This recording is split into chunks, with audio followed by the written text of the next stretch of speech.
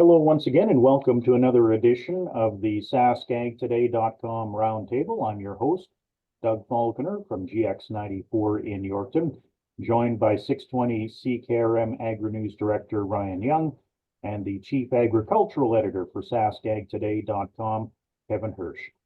Good day, gentlemen, and the first thing we wanted to talk about, of course, is it's spring seeding. And how is spring seeding going in the southwest portion of the province, Kevin?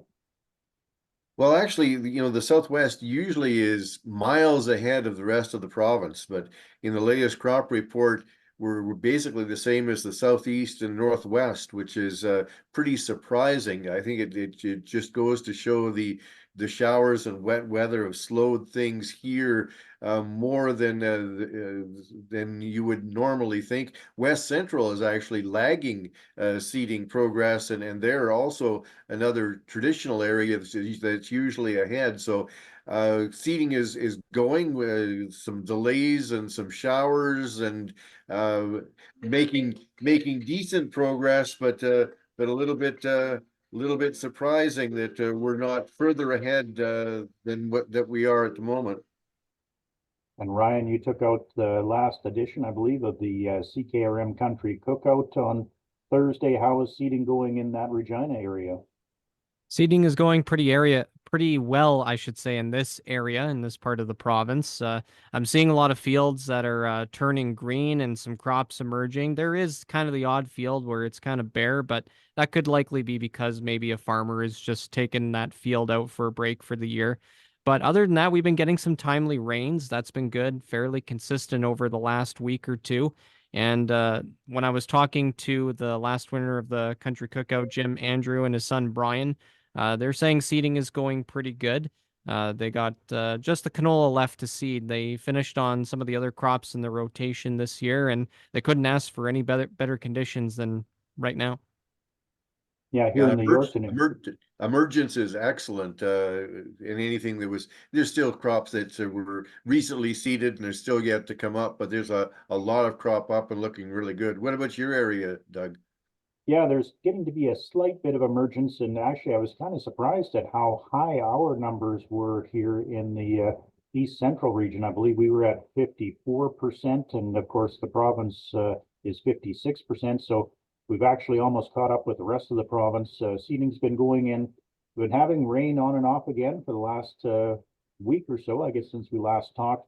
Nothing heavy, but just enough for some guys to have to stop. We took out our GX94 supper in the field to drop more Manitoba on Wednesday, which is just a little bit south of Roblin. And he couldn't seed that day because it had rained on Tuesday, but he was hoping to get going again Thursday. So, and he was probably, I think he said around 2/3 done. So in Manitoba right now, the latest Manitoba crop report came out late Tuesday night, and it was 47% for Manitoba province-wide. And the Northwest region, which is like the Swan River, Roblin, Russell region, which is in our listening area here, was around 40 to 45%.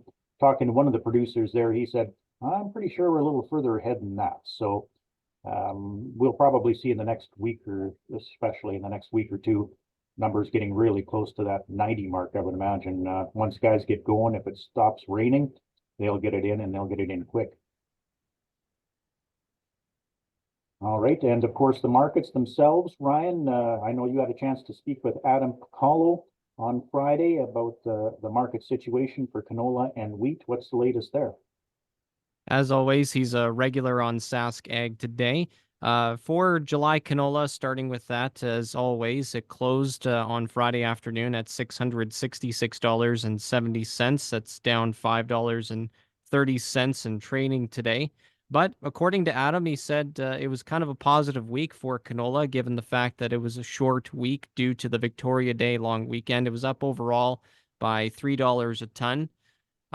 It could hit $700 a ton, he figures. It just all depends on if the right factors cooperate, weather being the primary factor in that. I know, like we just talked about, we're having some good favorable weather conditions so far with timely rains, and now we just kind of need a little bit of warm weather to allow the crops to grow, and who knows, maybe that can have a positive influence on the markets as well. As for July Minneapolis wheat, that closed this afternoon at $7.52 3/4. That's up 8 3/4 cents a bushel. Overall this week, Adam said that it was up 40 cents a bushel. One of the other things too, again, is the weather. That's going to be the key thing moving forward here. There's some forecasts down in the southern part of the U.S. plains where there's rain. So we'll see how that goes for the next week. But over in the Black Sea region in Russia and Ukraine, they haven't really had any favorable weather whatsoever. Not much relief in terms of their dry conditions. I believe in Russia too, there was also reports of frost. So that would have a negative turn for them, obviously, and maybe for the wheat markets to some degree. But yeah, we'll see what happens in terms of that particular area and how that affects the wheat market. I know you've compound that in with the war that's going on in Ukraine. Russian President Vladimir Putin was saying that they're working on a ceasefire. Now, obviously, you take that with a grain of salt and take that with what you will, but there's certainly talk about that, and we'll see what happens moving forward. Kevin, you were watching the markets close this week because I think you said you still have some product you want to sell. And I did sell the last little bit of my canola from last year for July delivery, but I promised myself that it got over $14.50 a bushel that I would sell it this time. And so I did let some go. But interesting to watch what's happening in the Russian situation with drought and frost. Certainly Russia has become such a dominant wheat exporter that and have had really good crops the past couple of years. So the potential downturn in their production is really boosting prospects for wheat prices at this point and really bears watching. And I guess on a final note this week, Farm Credit Canada was working with the Regina Food Bank, and you had a chance to catch up with those folks as well, Ryan. Yeah, I spoke with John Bailey, the CEO of the Regina Food Bank. They formed a partnership to purchase what's called a modular growing produce container, which is essentially just a growing container where you can grow shallow rooted produce such as lettuce, tomatoes, and strawberries. They just got one right now. It's kind of costs a pretty penny apparently, as John said that Farm Credit Canada contributed $250,000 toward the purchase of one of these things. And it's not a small thing either. It's about 42 feet in length with 4 growing racks. So they're pretty excited about the potential for what this means, not only for the food bank to have a steady source of fresh produce year round, because before they had to source it elsewhere, obviously, but also in the future to have more than one of these things. And hopefully it spreads across the province. You know, they talked about advancing indoor agriculture. You know, given the prices of groceries nowadays, a lot of people are turning to fresh produce and gardening to kind of combat the high prices and save a little bit of money in the process. So it's a good project for the Regina Food Bank. And I asked him too if he would get his hands dirty with the produce. And he's like, I'm not sure if they want me in there so much, but I might pick something from time to time and we'll see where it goes from there. Kevin, it seems like Farm Credit Canada has been making an effort in recent years to kind of raise their profile, especially on the charitable side of things. Have you noticed that as well? Certainly they have all sorts of drive away hunger and food bank type initiatives.